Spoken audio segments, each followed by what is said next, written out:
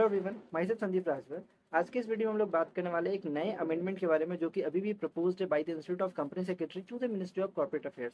Institute of company secretary corporate governance का बहुत ही ज़्यादा अहम हिस्सा है और बहुत कुछ प्रपोज करता है भाई इंस्टीट्यूट को, मिनिस्ट्री को, जिसके बेसिस पे बहुत सारे अमेंडमेंट्स ऑलरेडी आ चुके हैं और पहले 2019 तक के जो अमेंडमेंट्स थे बहुत कुछ उसमें चेंजेस हुए हैं। अभी के समय में कुछ कुछ नए प्रपोजल्स मिनिस्ट्री को इंस्टीट्यूट दे रहा है, जिसमें से एक प्रपोजल के बारे में हमने पिछले दिन डिस्कस कर लिया है एंड उसका वीडियो का लिंक जो है मैंने आई बटन में डाल दिया, वहां पे आप देख सकते हो। ठीक है, आज हम लोग बात करने वाले एक नए प्रपोजल के बारे में जिसमें इंस्टीट्यूट ने बोला है कि भाई चार्ज का जो सेक्शन है ना, बहुत ज़्यादा प्रॉब्लम क्रिएट कर जाता है, बहुत ज़्यादा हैजार्डस बन जाता है कहीं ना कहीं कंपनी के लिए या फिर बैंकों के लिए। क्यों ऐसा क्या है चार्ज के सेक्शन में? देखो, चार्ज के अंदर साफ साफ बोला गया है कि भाई विद इन 30 डेज आपको चार्ज क्रिएट कर लेना है। अब ये जो 30 डेज का टाइम पीरियड आता है ना, जिस दिन चार्ज क्रिएट हो रहा है उसे 30 दिन के अंदर आप नॉर्मल फी के साथ फाइल कर सकते हो and with in next 30 days आप 60 मतलब एडिशनल फी देकर आप फाइल कर सकते हो, दैट्स CHG 1, राइट। यहाँ तक तो कोई दिक्कत नहीं है, बट इन केस अगर आप डिले कर जाते हो, 60 डेज भी पार हो जाता है, आपको अगेन नेक्स्ट 60 डेज का टाइम मिलता है, मतलब that is the maximum limit of filing CHG 1, that is 120 days. अब इस नेक्स्ट 60 डेज में भी आप CHG 1 फाइल कर सकते हैं विद एडवोलरम फीस चार्ज पे करके आप फाइल कर सकते हैं। पॉइंट इज यहाँ तक तो ठीक है, चलो कोई फाइल कर सकता है,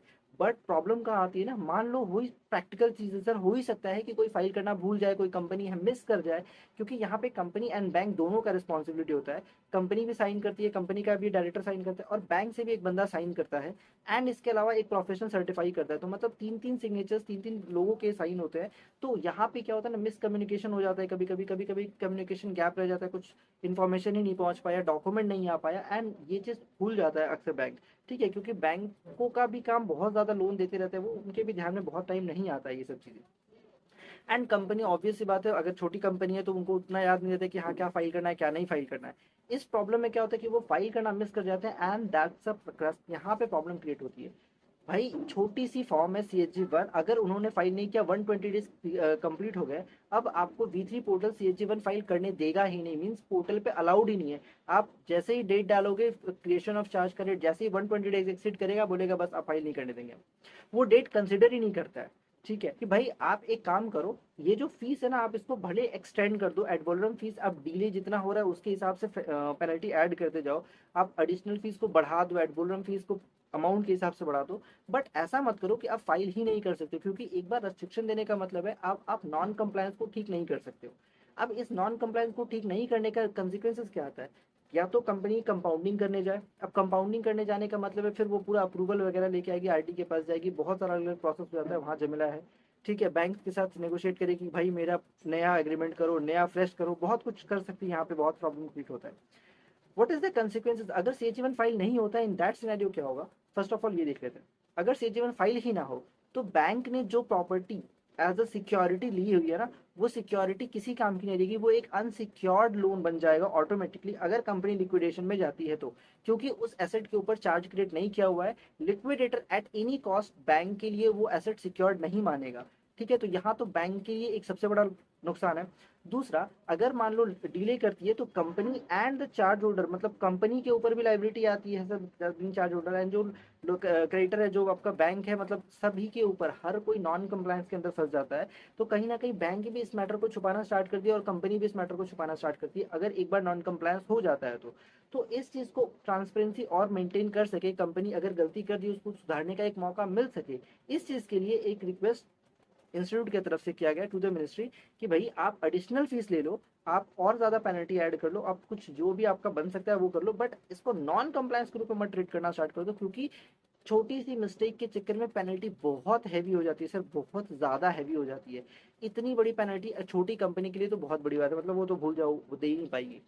ठीक है, एंड बैंकों के लिए भी प्रॉब्लम क्रिएट कर जाती है कि अगर कंपनी वाइंड अप में जा रही है तो फिर वो पैसा सिक्योर्ड एसेट के रूप में नहीं माना जाएगा, वो एसेट सिक्योर्ड रहेगा ही नहीं, वो एक अनसिक्योर्ड की तरह ट्रीट किया जाएगा। एंड अगर बैंक उसको सिक्योर्ड क्रिएट करने जाता है, सिक्योरिटी के लिए बोलता है,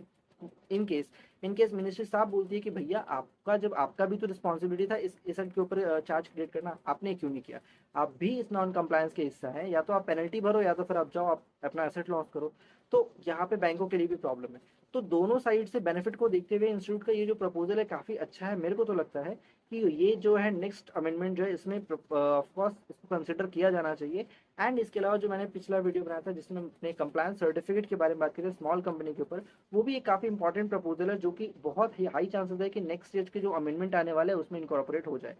सो इसी तरीके लेटेस्ट वीडियोस जो है कॉर्पोरेट लॉ के ऊपर जो अमेंडमेंट होने वाले हैं, हो सकते हैं जो प्रपोजल्स आ रहे हैं उसके ऊपर सारे डिटेल में जानने के लिए आप इस चैनल को सब्सक्राइब करिए। इस चैनल के ऊपर भाई आपको पूरे के पूरे कंपनी लॉ से रिलेटेड हर एक चीज़, आपको RBI, FEMA, income tax, GST, बहुत सारी चीज़ें आपको मिलने वाली है सर, बहुत ज़्यादा कुछ। सो इस चैनल को सब्सक्राइब करो एंड अपने सभी फ्रेंड्स के साथ शेयर करो। अगर आप कॉर्पोरेट लॉ में